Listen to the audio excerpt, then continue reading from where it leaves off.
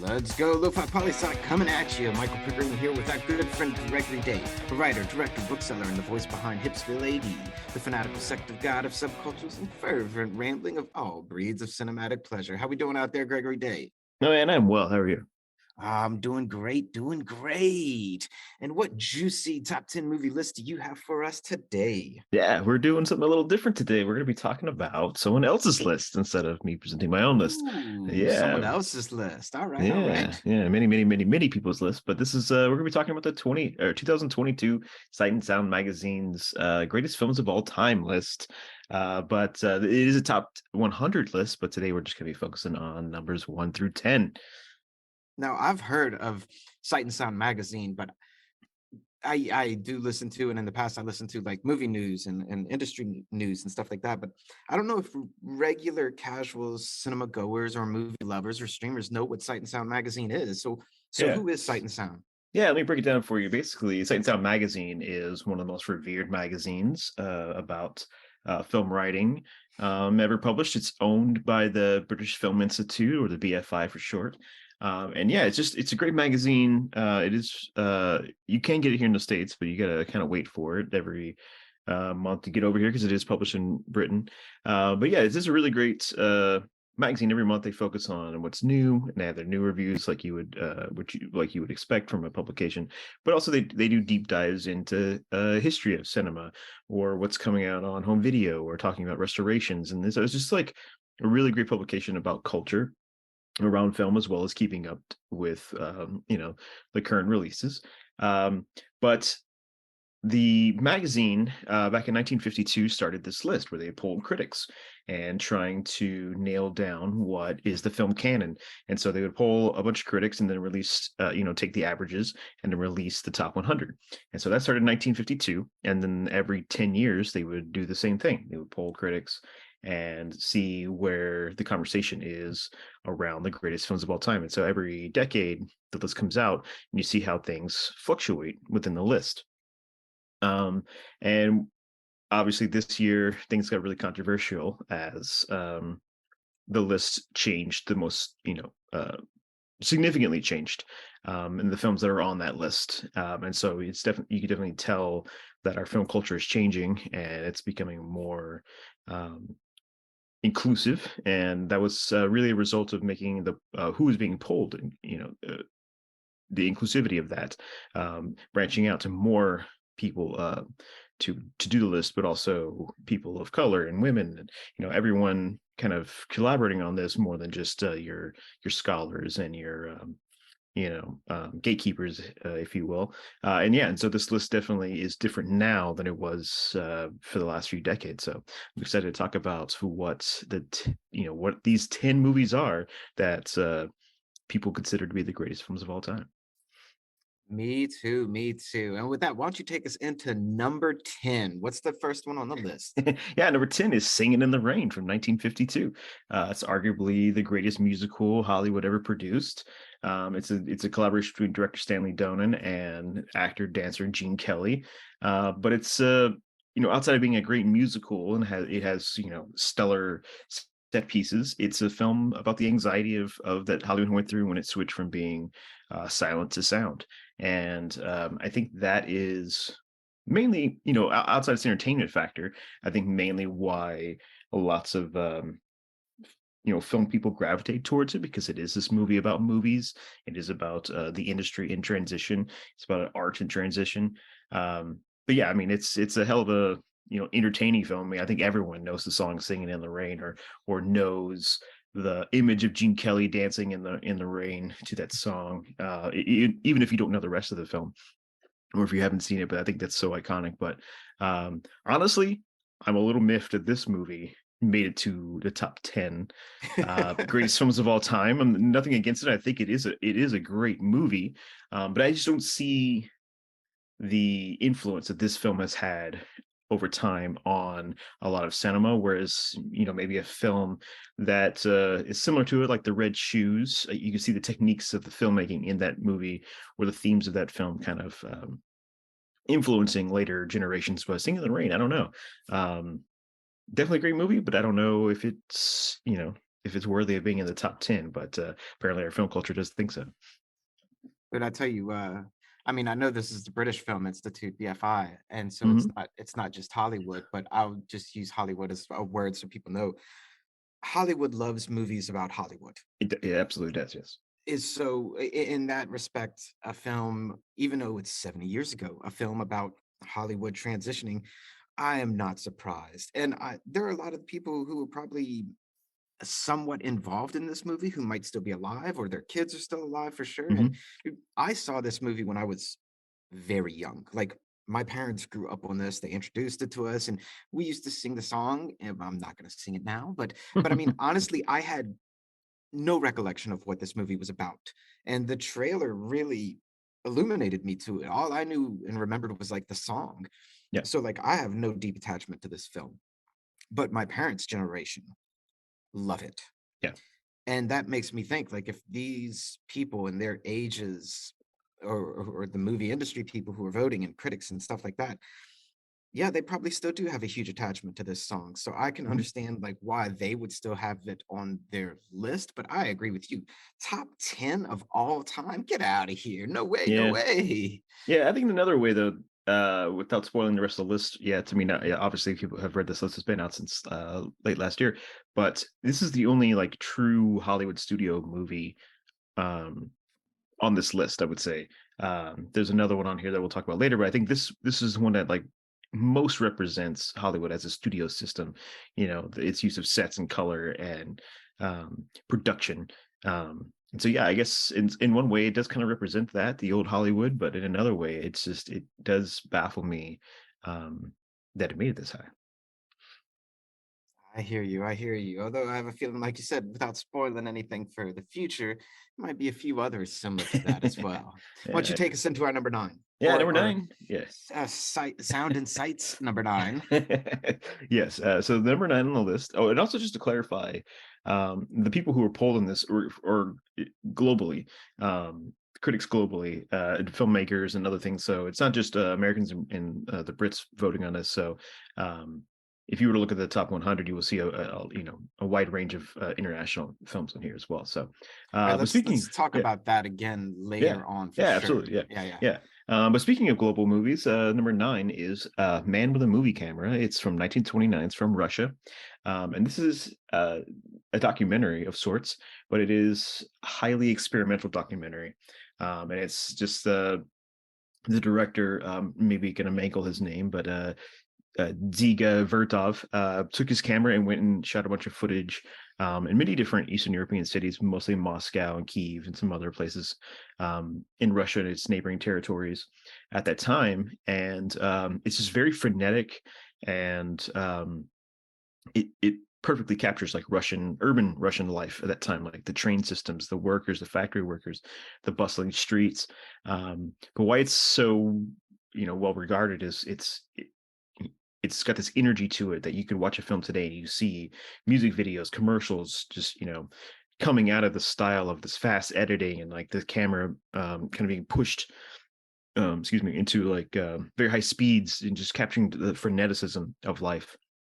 um and it's very typical of Russian cinema at this time to be very experimental with editing and split screens and doing wild dissolves. And the Russians really pioneered all that stuff. And so this film is very indicative of that. However, I will say I am surprised that this film is representing that culture more in this list more than something like Battleship Potemkin, which is one of the most famous films ever made about the Odessa massacre in Russia. And it's in that film is a film you can see that has influenced many filmmakers over many generations. The editing, the scene on the stairs that of the being a bunch of citizens being gunned down and falling down the stairs, and I think just describing that everyone has seen a recreation or a parody of that in some capacity over the last 100 years or so. But yeah, Man with a Movie Camera and that Russian style being represented here in the top 10. I had never seen this one, but I think the name of it captures it Mhm, perfectly. It really just seemed like in the trailer was a guy going around with a movie camera, just mhm. trying different stuff and then different things with editing. And like to that end, like you said, I could see how this was pioneering for its time, and it started the transition about really pushing what you could do in film and how Yeah. you could tell a story. Hmm. Uh, I think, like you said, there might be some other choices because I don't know if there's an actual storyline through this other than it's kind of meta, Yeah. but Hmm. I don't know. Like I said, I haven't seen this one, but I did Yeah. think, it was pretty cool from a Hmm. 1929 film, Yeah. Well, yeah, I will something say almost it's 100 years ago. mhm. I will say, yeah, it's doesn't really necessarily have a narrative thread, like a because it is a documentary. But even in a documentary sense, it doesn't really have a narrative structure. It's very meta. But also, I think what's interesting is that in the film, like, and probably why it's on this list is because it does go out of its way to talk about the camera and the human eye and how they're related and what is this thing that's happening with cinema. And but it's also him pointing a camera at another camera, and you saw this camera as a character in the film as well, and so it is getting very meta, which of course, just like Singing in the Rain, cinema loves itself, and I was thinking the same thing. so it's all it's always kind of like that cycle of stuff, and so maybe that sense of it is why it made it this far up the list. Yeah, it's interesting. I think that may be it, but we'll see. We'll see. We'll keep going. What you got for number 8, my friend? Yeah. Number 8, I think this is where things get controversial for this top 100 list, to some people's point of view. This is, and coming in at number 8 is a film from 2001. It's David Lynch's Mulholland Drive. This is a list. This is a film that's less than 25 years old, and it's this high up on the list, but I think for good reason because it's one of the most probably influential films of this uh, of our new century. It kind of opened the door to strangeness in certain ways and like dream logic to kind of permeate in the mainstream. Whereas David Lynch had been making films like this before, but this film somehow managed to um, break a little further into the mainstream, and so now you see television shows being a little weirder. You see lots of movies like some recent things like I forget the name of the film that came out last year, but No Worry, Darling, things like that, where there is an acceptable strangeness to mainstream films now that maybe wasn't there before. But this is a film about a woman who goes to Hollywood to pursue her dreams, and she ends up um, running into a woman who has amnesia. And as these two women get together to try to solve the mystery of this woman's past, they begin to fall in love, and then, of course, um, their dreamy existence starts to turn into real darkness as they pursue that past, and they find that maybe their reality isn't necessarily real. And so this is very typical of David Lynch to have to examine the superficial coding of American life and dig deep into the darkness beneath it. And so again, it's a movie about Hollywood. It's examining the falsehoods of this dream factory that this town has produced. And yeah, and it's just terrifying, and it's very beautifully shot. And I'm not surprised it's made it this high up on the list, how influential it is. But yeah, it's interesting to see how a film like this has risen so high so quickly. So David Lynch is really well known to me, Hmm. but this movie I've never seen, nor have I ever heard of. And What? I feel like I should have because I mean, Yeah. but think about it, because Hmm. this came out in 2001. Hmm. We knew each other in 2001. This was right around the time when I was working in cinema and movie theaters, Hmm. and like I was in the know about film, Hmm. and I never heard of this one, even though I know Wow. David Lynch. So I was like immediately, I was like, how do I not know this film? And if it's so great, how can it be so great? And I don't know it. And then you Yeah. hit it. It's Hollywood about Hollywood again. Hmm. And I mean, like, I'm not saying the film isn't great, but I'm like, it came out at a time where I should have heard about it, Yeah. where I was plugged into cinema life. I was working Hmm. in cinema, Hmm. and yet I didn't hear about it. I don't know. Yeah. I don't know. I do find that weird because, yeah, when it did come out, it definitely um, was no sleeper. Like, I think it really hit the critical. I mean, it probably didn't have a very big theatrical release, especially where we were living in 2001. Um, but it definitely hit the critics pretty hard when it came out. I mean, and on a first viewing, I think it'll probably shock you what it how it tells its story and like where it goes, and like two-thirds of the film, two-thirds way into the film, things really change. I think part of its narrative um device is maybe what is also so attractive to people, because it's so different than anything else on this list, or it's so different from anything else other than other David Lynch films. So yeah, I think there's an attractiveness to it because it's so weird and so different, and it came out right at the top of the century and showed a lot of promise for like what new areas of cinema we could be going in. Yeah, for sure. I when immediately I saw it, I was like 2001. I was like, look at this list, making it kind of new age, kind of, kind of. Yeah. All right, what you got for number seven? Yeah, number 7 is a film that we've talked about before on this show. Yes, we have. Yeah, Boat Your Vibe from 1999. This is another one of the movies that really um, caused controversy in certain circles, because it's I think it was on the list last time, as was Mulholland Drive, but it wasn't so high up, and so it transitioned from being well later in the list up into the top 10 within 10-year span. You know, for those who don't remember us talking about this, it's Claire Denis' adaptation of Billy Budd, set in the French Foreign Legion, and it's about a captain who observes his commanding officer, um, praising a younger guy in their platoon, and this causes a jealousy between them. And it's a real examination of homosexual or repressed homosexuality in this military setting.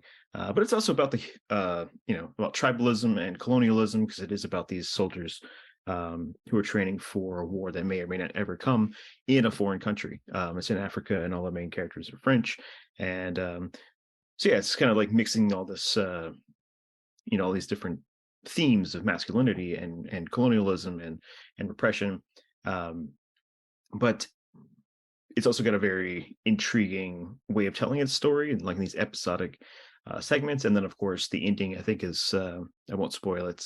Everyone should go out and watch the ending, because I think it's got one of the most shocking endings to any film I've ever seen, and not in a story kind of way. It's just an ending that you're never ever going to see coming.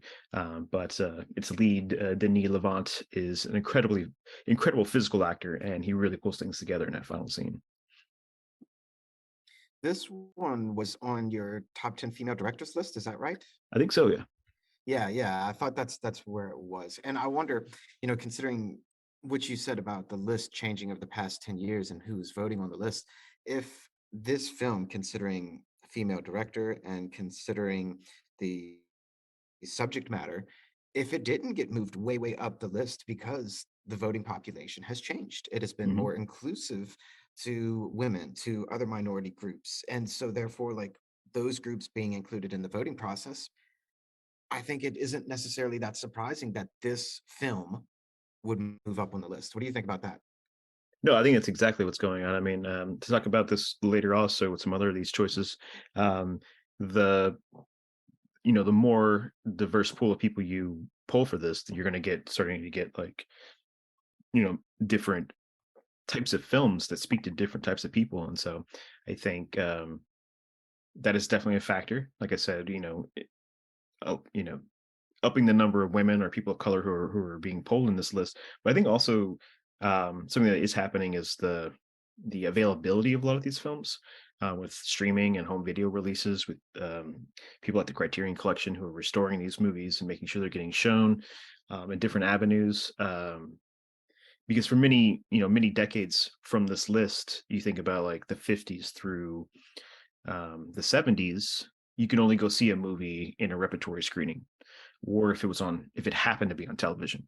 There wasn't any home viewing until the 80s when the VCR came out, and then of course we have the internet, and so you could only go see certain films that would get screened, but those older films to get screened would have to be bankable, right? So like theaters weren't always being able to take the chances on screening older films if no one was going to come see them.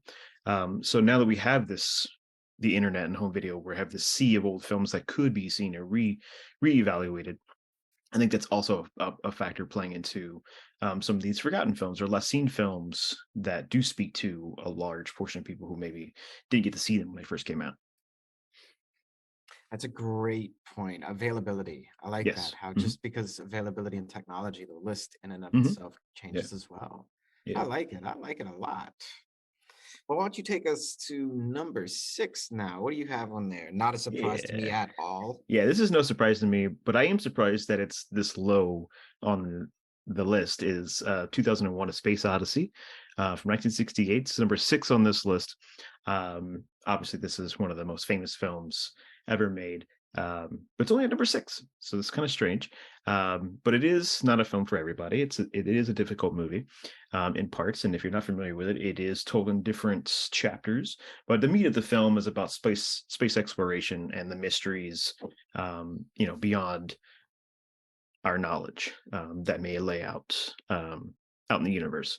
And so, plot wise, majority of the film is about these astronauts who are on this mission, and the AI of their ship malfunctions, and they have to battle with it in order to survive. And then, most famously, once that plot concludes, it leaves the astronauts beyond the realm of where they were traveling, and they enter into this um, psychedelic trip through space and time. And so the reason this film is so famous is not only because it's just stunningly beautiful. It's the first film to really try to seriously examine space travel, think about the future, what space travel would look like. Came out in '68. Obviously, we hadn't even gone to the moon yet when this film came out, and so it is a lot of forward thinking. But it is also, in a weird way, looking at the '60s going into space. And so there's a Howard Johnson's in space. There's um, the traveling through space is also very much like being on an airplane, where you have a flight attendant and you have your in-flight meal, and then of course by the time you get through all that, you get to Stanley Kubrick just throwing narrative completely out the window. And it's one of the first major studio Hollywood movies that takes an audience into a complete abstraction for the last quarter of its runtime, or the last third of its runtime, um, where you just get treated to a complete psychedelic trip, and then the end of the film is completely open to interpretation. And I don't think audiences has really seen anything like that before, or at least on a scale like this, where this is a big budgeted science fiction film. And so it's no doubt to me that this film is so that it lands on the top 10. I'm just surprised it's not higher on the list. For all the hype this movie has had over the past, let's honestly say generations, Hmm. I've never seen it. I've never seen it. I have no interest in seeing it, and I likely will never see it. uh, Like it's just one of those films that's like something else on this list. It's hmm. just like so well known to me, and Stanley Hmm. Kubrick is so well known to me. Like I know Hmm. exactly what this is, and I know how highly it's regarded. So I'm not surprised it's on this list. And like you, I'm kind of I would have thought it would have been like a top 3 movie, really. Hmm. Um, but I was just like, no, no. And in fact, I think this is the first time I've actually seen a trailer of it or any Mm, clips of it. I really? might have seen some Mm, stills of it before, hmm. but like to actually watch a trailer of it, I was like, yeah, this kind of reinforces the idea that I'm never going to watch this film. but but it's a surprise to me Hmm. that I haven't seen it Yeah. in many ways. Yeah. Uh, but it's not a surprise to me that it Mm, is on mm, this list because, like yeah. you said, it did so many first Hmm. in 1968. Yeah. And the idea, 2001 Space Odyssey. It's kind of interesting, kind of interesting. I dig it. I dig it. Yeah. All right, what you got for us in our top 5 going to number 5? Yeah. Number 5. In the Mood for Love from 2001. Um, a movie that was made in the year our previous movie was set. Um, and obviously, we never got to the world that 2001: A Space Odyssey um, depicts by the time we get to the when this film was made. When this film was set in the '60s, and it's from Hong Kong, buddy. Um, and I think we've talked about this film before, but I mean, it's one of the great Hong Kong films. It's longing and love in Hong Kong, and no one does that better than director Wong Kar-wai, and he's got two of the most beautiful screen actors ever, Maggie Cheung and Tony Leung, who are playing two people who find out that their partners are having an affair. And so they enter. into this dynamic where they're trying to reenact what it would be like to have an affair so they can understand why their partners would do it. But as they start to to go through the motions of this affair, they start to fall in love with each other, and it's societal and familiar pressure that puts the screws to them as to whether they would run away with each other to be happy, or are they going to go back to their spouses and do what's expected of them. And so it's a truly heartbreaking film, but it's just beautiful, and I think that's why it's so high up on this list. Not only is it speak to so many people's experiences with love and loss. But just looking at the film from a filmmaking point of view, the photography, the editing, the production design is so gorgeous, but it also manages to strike this balance between feeling like a nostalgic dream for, the classy, colorful 60s and examining these deep emotions that these characters go through. Yeah, In the Mood for Love. I would say if you haven't seen any of the movies on this list, Mr. Pickering or Dr. Pickering, um, go watch this one, please. We should watch it together. We've been meaning to Yes, do a watch yes. along. And Yeah. I do remember we talked about this one on a different Yeah. list than your top Hong Yes, we have. Kong Yeah. cinema. And Yeah. it was one of the ones I really wanted to see, Yeah. is because I think it looks fantastic. Yes. Uh, Yes. the idea that it's included on this list is amazing to me, but it speaks to me in the fact of how Mm. great this story must be. The fact that, you know, two people who are married and their spouses have affairs, so they decide to enact what it would be like to have an affair. Then, I mean, that story is so convoluted and awesome. It's like, yes, yes. And it's number five. Mhm. Yeah. It's a drama, it's a romance, it's a Hong Kong film. Like, Mhm. yes, this checks all the boxes for me, and it's not a movie about Hollywood. So I'm Yeah. like, Yeah. yeah, yeah, and Mhm. it's from 2001, Yeah. which even speaks more to me in the fact that this Mhm. must be a great film. So yeah, we may definitely have to do that watch along. Oh, This yeah. one in what is it? Chungking Chungking Express. Express? Yeah. Yes, Yeah. yes, we need Yeah. to watch that one too. Yeah. Shout outs to Hong Kong film. All right, back to the list though. Back to the list. What you got for number Yeah. four? Yeah. Number four is Tokyo Story from 1953. We haven't, because I talk about genre filmmaking on these top 10 lists a lot. We haven't really had a chance to talk about Yasujiro Ozu, who was one of the greatest filmmakers of all time. Um, I mean, I think he died in the early 60s, so or late 60s. So he didn't really have a lot of influence after that. He made a lot of silent films and into the 50s and 60s where he made a ton of masterpieces. But his one of his things was really focusing on, like, one of the themes he focused on was the family and how family dynamics um, create tension within them. So most of his films deal with like someone getting married and moving out, and like how that affects the parents, or what the parents' expectations on the children to get married, and how their happiness is affected and so forth. But Tokyo Story is considered his masterpiece, and he takes it one step further, and he has three different generations of the family. We have the grandparents, then we have the adult generation. So it's the working class adults, and then we have the grandchildren who are still in like grade school. Um, and the conceit of the film is that the grandmother gets terminally ill, and then we see how that affects the family. And so it opens the door to many different emotions for them, whether it's sorrow, regret, or even ambivalence. Whether it's I don't, I regret that I never got to say this to you, or I wish this person would die already so we can get back to business. It just opens the door to many different things, and it shows family pressures and societal pressures compounding because of this. But Ozu's filmmaking technique is that he withholds emotion a lot in his films, and he also has long takes, and so he's kind of lulling you into the rhythm of the film to where um, you have to go with it. It's not on. As an audience, you have to take the filmmaker's pace and go with the story until you start to feel the rhythm of that story, and then he'll just come in at the end of the film with a huge emotional release. And this film certainly has one of those, and it's I have to say that if you don't bawl your eyes out at the end of this film, you're one hard person. But Yeah, I think that's why this whole film, just like everything about it, like it's just universally, you know, accepted, the family stuff, the emotions of losing, the societal pressures, the pressures of capitalist societies, all that stuff. I think it just speaks to every person on the planet, and I think that's why it's so high on this list.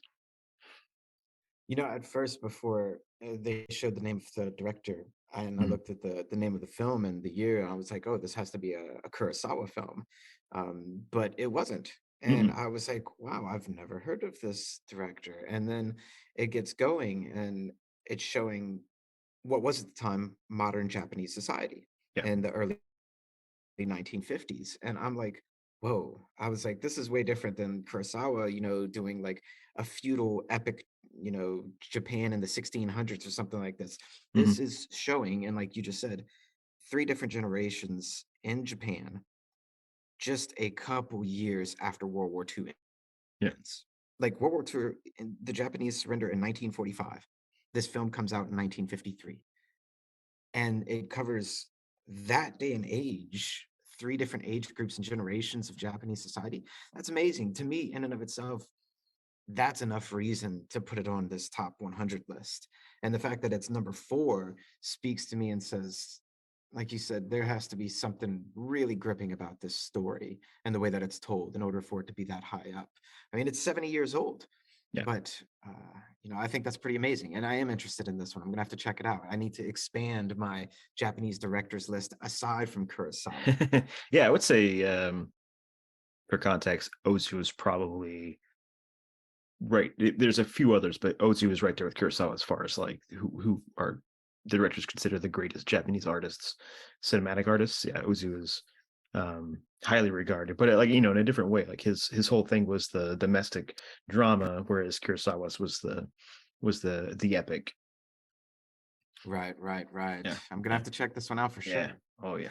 All right, well, take us to your number 3. Yeah, and so number three on this list is a film that needs no introduction, but I'm going to do one anyways. It's Citizen Kane from 1941. This film was the number one movie on this list for many decades. Um, I think between 1962 and 2002, it was ranked number one. Um, and if you don't know what it is, it's Orson Welles' film that really um, took to examine the life William Randolph Hearst in his fictional character Charles Foster Kane. But why it's so famous is because it changed narrative storytelling. It is a film where this media magnate dies in the opening scene, and then the rest of the film is an exploration of trying to get to the heart of who this really famous man was, but it's told out of order. So it's a reporter interviewing different people. So each different person has a story from a different part of his life. So it's not always told in chronological order. Um, but what's also famous about this film is this like the first film to ever shoot a film in deep focus photography. So you can see many different planes, um, in the shot are in focus as opposed to one wide shot or one close up. You can see many different planes. So there's someone in the foreground. You can see the furniture in the middle ground. You can see a character in the background, all in focus. But also did a bunch of other pioneering things like the tracking shot and trick editing. And it was also it sounds, this is gonna be a weird piece of trivia, but it's also the first film shot on a studio that put in ceilings on the studio location, so that if they shot a scene low enough, you would see the ceiling like you were in the real location. Um, which Interesting. prior to that, they would kind of shoot studio films in like, sort of at human eye level, so that you would never see the ceiling. If you watch sitcoms or earlier films, you don't really ever see the ceiling of the set. So this is just kind of fully immersing you in this world. Um, and so, yeah, it's just highly influential. I mean, everything after that just changed the way movies are made. But I think in another regards, it's about this really awful and powerful individual who used his clout as a newspaper magnet to change political view and force their own point of view into journalism. And we're obviously still living in a world where corporate corporate entities own newspapers and television programming and are pushing their own political agenda. And so that's part of what this film is about, and which is also why William Randolph Hearst went out of his way to try to get this movie completely blacklisted and destroyed. And it's why Orson Welles, even though he is regarded as a great American artist, wasn't really regarded as a great artist in his lifetime. It was because of just this smear campaign that followed this film. So no surprise that Citizen Kane, for how widely regarded it is, that it's still at the top of this list. It is. It is really highly regarded, and so much so that I'm gonna say it's a cliche. Like Yes, yes, yes. Citizen Kane being the greatest movie ever is such a Hmm. cliche statement. But Yeah. at the same time, to me, maybe that's why Sight and Sound magazine decided to put it as number three, because they were tired of following that cliche. Also, like all the other reasons that we talked about, more inclusivity in the voting as well. But Hmm. I understand why it's number three on this list, why it's so high up. But just like 2001 Space Odyssey, I've never seen it and I have no interest in seeing it.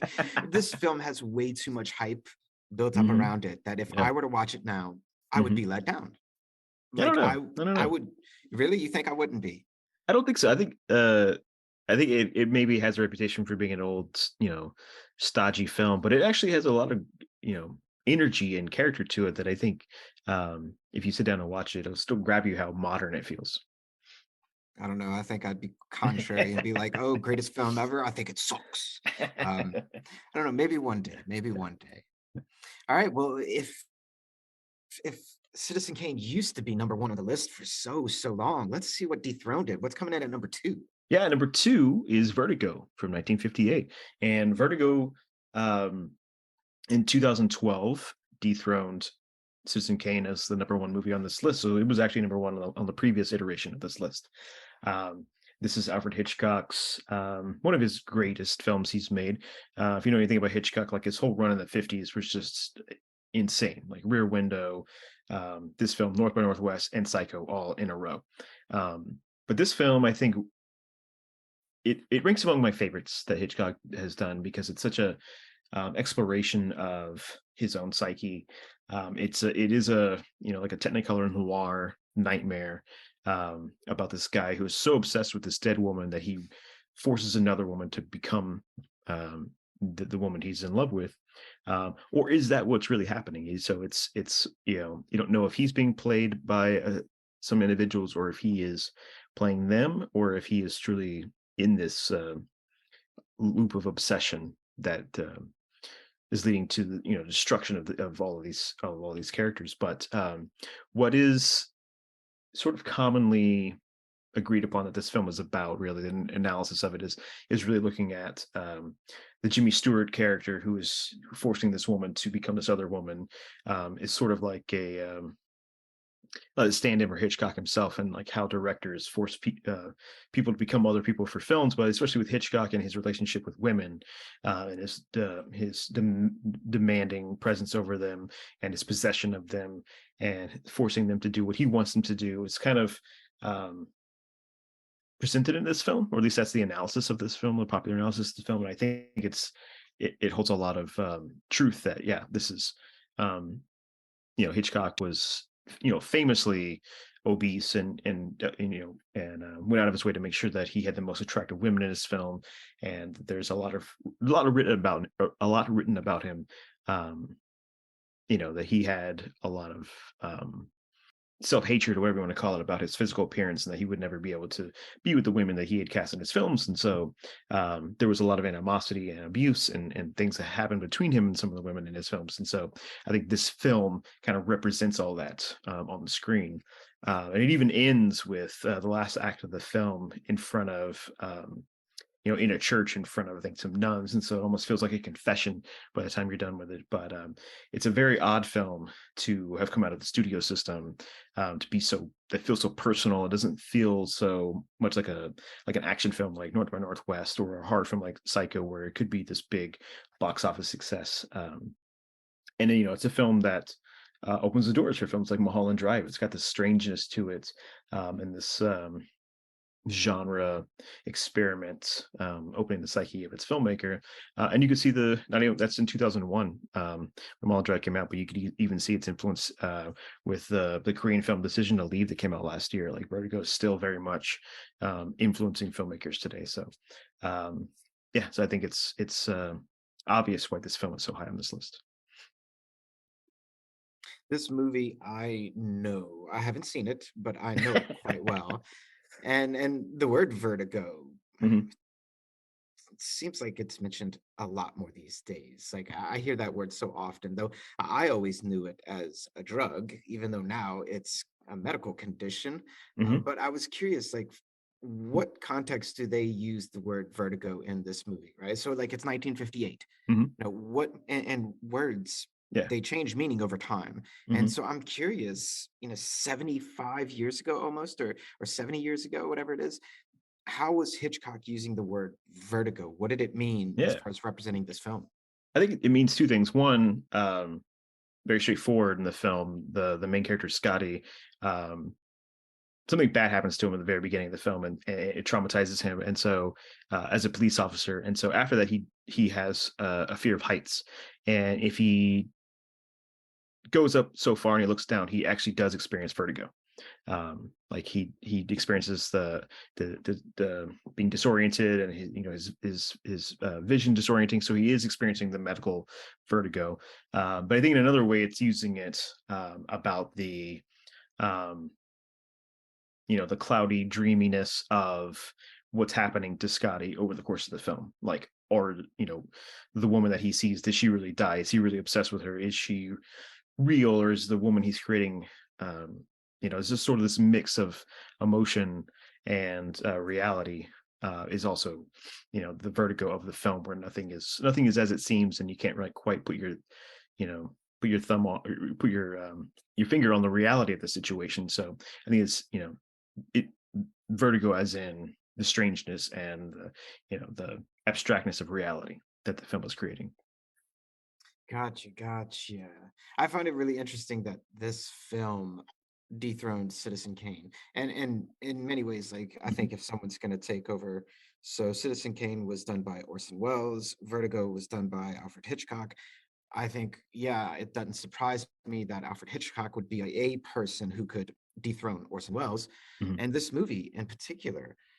But I'm curious, and I don't want to go into it just yet because, like you said, we're going to get into that discussion a little bit later, maybe. Mhm. What changed in 2012 that really made Vertigo pop up? Like, is it really the audiences changed, or is it the availability of it? And I find it interesting to me. Like, it doesn't seem common sense that Vertigo was inevitably going to overtake Hitchcock because they both came out in the 1950s and 1940s. Like it's not a new comparison. So something new happened in the past 11 years for Vertigo to be seen differently, Mhm. even though they've both been out for 70-ish years. Like that's what's interesting to me. So it's definitely not the film, it's the people making this list that has changed, that moved it up to number two. Absolutely. Um, or like you said, number one last time. But Yeah. now Vertigo was dethroned for the current and new number one of Sight and Sound. And why don't you go into it Yeah. for us? Yeah, that number one film is Jean Delman, 23 Quad A Commerce, 1080 Brussels from 1975. I think we've talked about this film a few times. This is one of my personal favorite films, but I was absolutely shocked that it was placed at number one. Um, you know, it's a very odd pick to be number one, but but I do think it's earned its way into this conversation. For those of you who don't know anything about this film, it's a 3.5 hour examination of the dull yet anxious life of a housewife in Brussels. Um, but having said that, it's a highly suspenseful film, and it's very formally experimental. A lot of the scenes are shot in long takes. It's got an incredible central performance by French actress Delphine Seyrig, and you're just watching this housewife do her daily routine. Over the course of the film, you see that she's a widow and she's taking care of her son, and she does some sex work on the side to help pay the bills. But you're seeing her do these chores and cooking and things, housekeeping, um, with immaculate precision. and then we start to see her making mistakes, and you see the stress and anxiety beneath the surface. And the film never tells you what she's stressed about. I mean, it's obvious, economic stress, regrets, all these things kind of bubbling up beneath the surface here, but it does a great job of never stating what it's about, or what it is that she's thinking about. But you just see it through her actions, and that's why it's so great. But it does take a lot of influence from that Ozu technique. Excuse me, those I just mentioned, where it's deliberately in a rhythm that asks you to get on the rhythm of the film. It's not going to jump cut to the important part. It wants you to feel the rhythm of this woman's life and feel, this humdrum existence until things start to get worse and worse and worse, and you're feeling it. And even though it's a 3.5 hour film, you're on the edge of your seat by the second half of this film, and you're like, oh my god, what is going to happen? Like, just, this is intense. And so I think it's a testament to its cinematic tools that it's using, the way it's telling its story, that is so fascinating to people. But I do think it's a testament to broadening the people who were pulled for this, as well as the availability of of films these days, as to why this movie rocketed out of its previous place, which I can't remember where it was, but I think it was at least in the top 30 a decade ago, and just all the way to the front of the line, has really shown that our film culture is changing, and I think that's a positive thing. Although this is probably one of the most, if not the most controversial thing that lots of people have taken umbrage with about this list. But I'm very excited and very happy this film has made it to this place for this decade, on this list.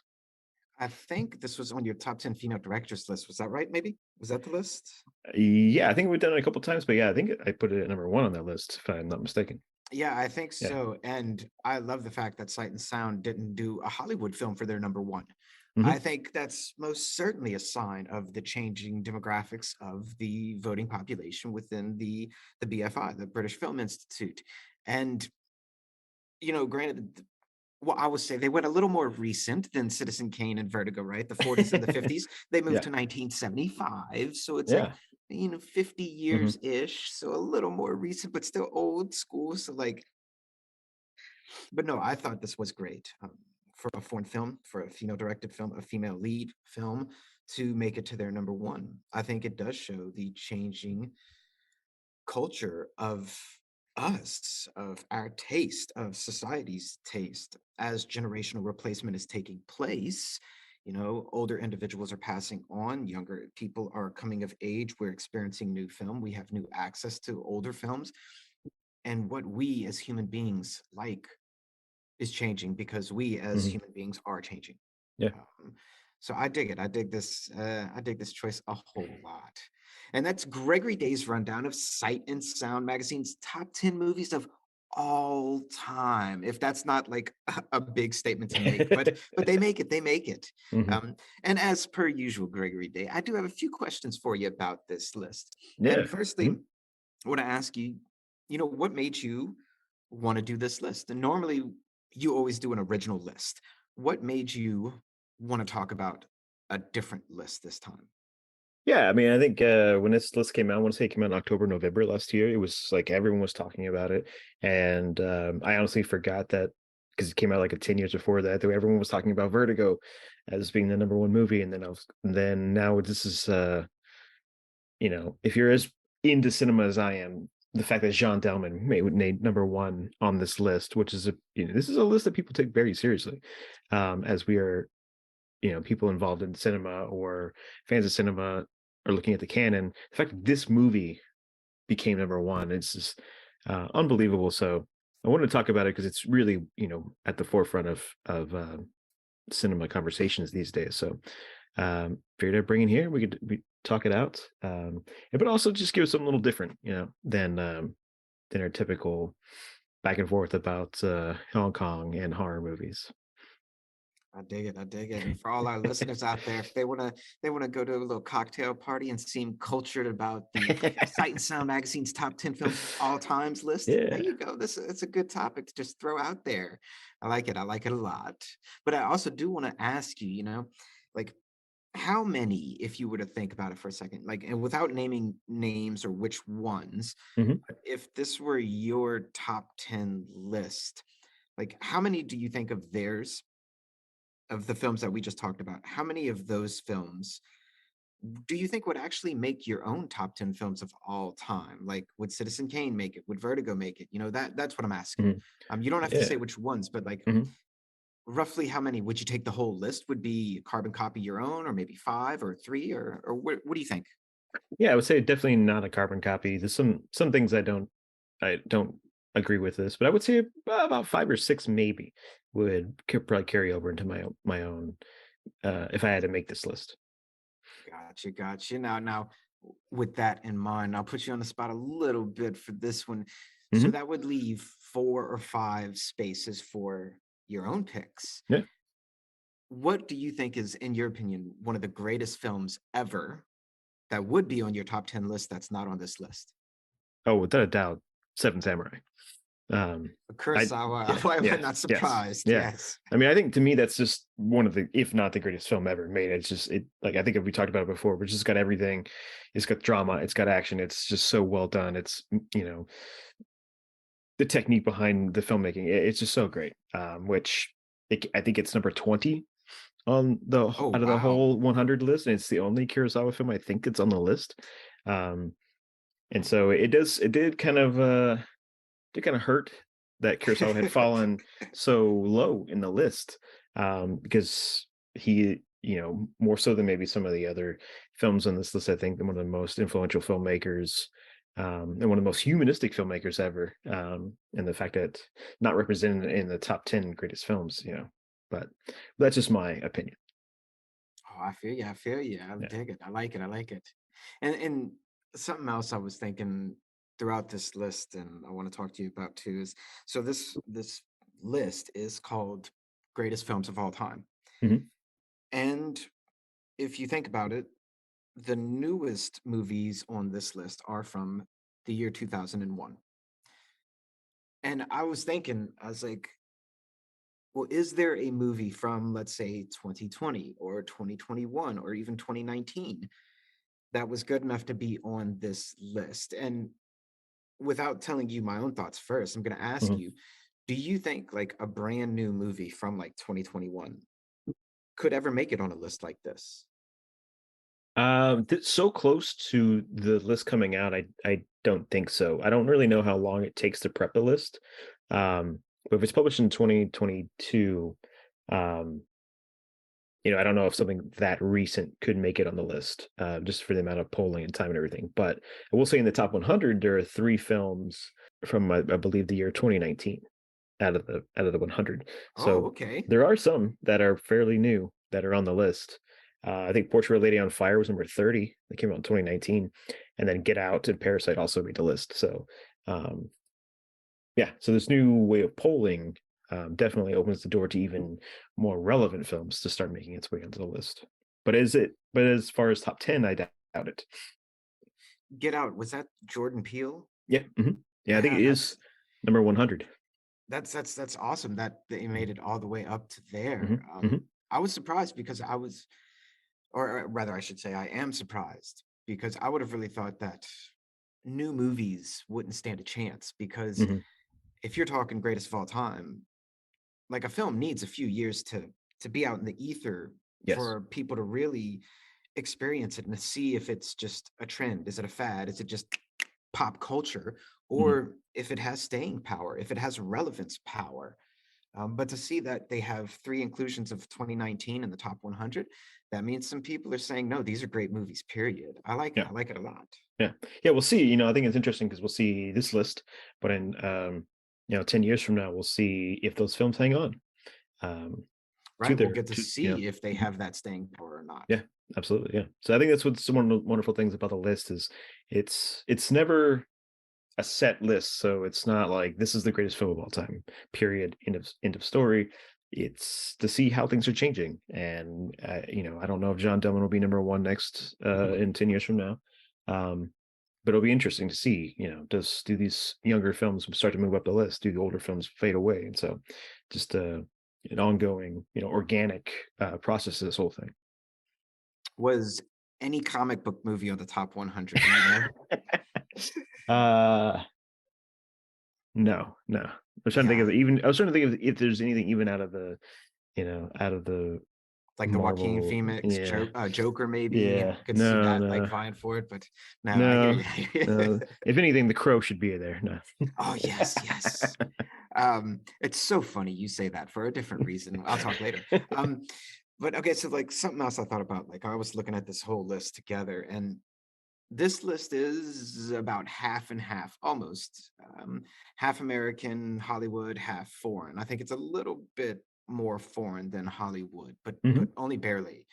Um, do you think that's a bias? And if so, what does it tell you? Like I'm curious, and let me give listeners a little bit of perspective too, and maybe a little bit for you as well. So like we've said, this list was compiled by Sight and Sound magazine. They're a British publication. They are owned by the British Film Institute, which is also known as the BFI. Now, for Americans, even if you're in the know about cinema in the US, you probably have heard of the AFI Top 100 list, which is the American Film Institute. So I thought about how different would be the list for AFI versus BFI. And I don't know, I didn't check. I'll tell you that right now, I didn't check. Um, but I was curious, like, do you think that this is a biased list? And how do you think it would compare to like AFI, for instance? Why don't we see even more foreign films? Almost half of it's Hollywood, you know? I would say the Sight and Sound and BFI, they do a really good job of making sure they're taking a global perspective um, when doing these things. I think the top 10, the ratio, um, is a testament to, I guess, at least the American films. It's a testament to their Hollywood's far-reaching influence over the world. But I think it's also telling that BFI is, and the people that they are polling are taking a global look at cinema, and they're not just focusing on American films. I do think the AFI is very specific to American cinema, so I don't believe they would ever release a list this globally diverse because that's not their focus. So their films, if you look at their list, they're Ah, all okay. American I didn't films. Yeah, realize it was just yeah, American films. Okay, okay. yeah. And to me, I have my own qualms with the AFI because I never really have the same opinions that they do. So I've always leaned more on BFI because even in their magazine, Insight and Sound, they're always looking to support as many different films from around the world, different voices from different backgrounds. And Mark Cousins, who's a critic for them, did a really great extensive documentary called The Story of Film, which tried to document the history of cinema, in a globally detailed process as they could. I think it's like 10 hours or longer. Um, and so they do a great job trying to make the list feel that it's encompassing the entire world. But yeah, these Hollywood films, obviously, Hollywood dominated the world for many, many decades, and so it's not surprising that you see these Hollywood films on there. But um, to a point, you see half this list, even half the top 10, are from different countries. So that's also a testament that they are taking the steps to make sure they're not just looking at English language films. Yeah, and like we've been saying, the audience who are voting these films in are Mhm. changing. So I would be very interested in 10 years how the top 100 and how the top 10 change even more. You know, Yeah. does Citizen Kane go from number 3 to number 6, for instance, you know? Like I would be very interested in that because 10 years, Hmm. that's a good chunk of time where, like we were talking about generational replacement, a good chunk of old school movie watchers and critics and industry peoples, they're going to Hmm. pass on. They're going to die in 10 years. Yeah. And I don't mean to say that like to be morbid about it, but it's a fact. It's true. Yeah. And newer generations will have aged 10 Hmm. more years, and that will influence the films that they vote for. Yeah. So can the relevance of Citizen Kane drop, especially if you're polling a global sample? Most certainly so. So I'm Absolutely. very interested to see how this Hmm. changes. And Yeah. to that end, to think about this list in general, I ask what I always ask you when we end these lists, why why is this list important and why do you think other people should view this list as important. Yeah, I mean, I think it's important to go back to what we were talking about. Like, this is that organic definition of the canon. So it's it's not just this certain amount of people telling you what the greatest films of all time are. Not every year you're going to be told to go watch The Bicycle Thieves and Citizen Kane. Um, you're being you're seeing this, and you're seeing that this is changing, and so it's a great thing to keep your eye on every 10 years, especially if you're interested in this, um, to see how that changes. And so that's, I think, one of the only great measurement tools we have to see how the canon is changing.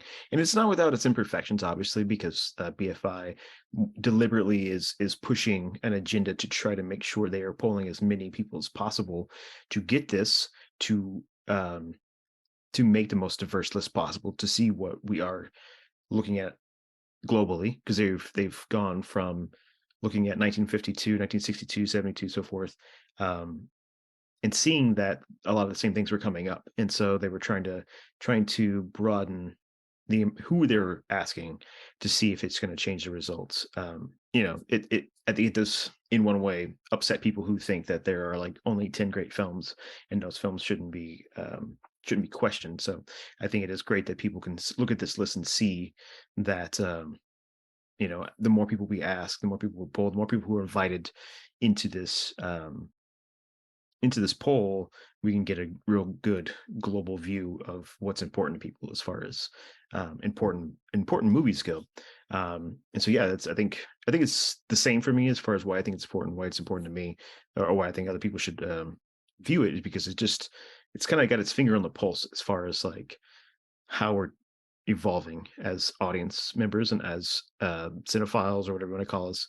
Yeah, and I think it's one of those just great tools that's out there that allows us to do that, to see that culture shift over time. I like it. I like it a lot, and I'm interested too now to check it against the AFI and see, how American centric America can be, and but also to see, how things are changing because the British Film Institute. I'm curious, Mhm. what's their sample size? How far Yeah. out is the reach for their demographics? What's their age groups that they have, and different things like Mhm. this? Like, is it heavily weighted towards people who are over 50 years old and things of this sort? Like, Right. those kinds of statistics about your Mhm. sample Yeah. greatly influence it. Mhm. If the BFI were to do greatest films of all time by people under 30 years old, I imagine that would be a Yeah. very different list. Mhm. Mhm. So age of the people polled, I think, Yeah. would be a great influence on this. Mhm. I dig Mhm. it though. What a great conversation. But before we let you go for the day, what you tell the good listeners at home, what you got going on lately over at Hipsville AD? Yeah. Right now, I'm gonna be putting up a new piece I've been working on that's examining how the Western got from the American mythology to the cynical rebirth that it had in Italy in the 1960s. So it's a nice little piece about the incremental shifts in the genre as it changed from one to the other. And that'll be dropping here in the month of January. You can find that at badday.substack.com. Most excellent, my friend. Thank you so much for coming on, as always. Yeah, thank you. And everyone at home, that's Tuesdays, Wednesdays, or Thursdays. We don't know which day of the week it's going to be yet. Top 10 list. Check out our friend Gregory Day online. Follow him everywhere, people. And interested in writing in the show? Follow us YouTube, Instagram, myself on LinkedIn. Let yourself be heard, people. And always remember that Lofi Poli Sci is more than just me. It's the we that we be. Talk to you soon, Lo-Fi listeners. Pickering and Day, signing off. Adios, folks.